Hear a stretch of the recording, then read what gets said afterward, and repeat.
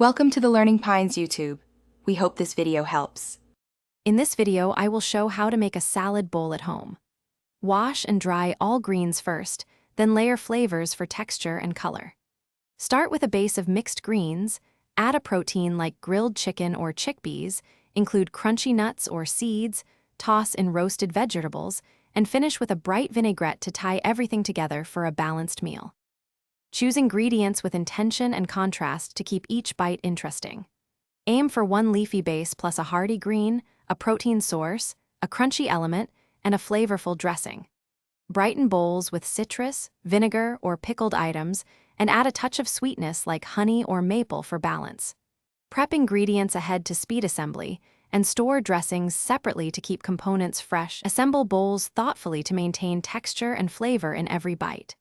Place heavier ingredients like grains or roasted veg at the bottom, add proteins and soft components next, then top with greens and crunchy elements. Drizzle dressing just before eating or serve it on the side, and always taste and adjust seasoning with salt, pepper, or a squeeze of lemon for. Thanks for watching. Consider subscribing if we helped you.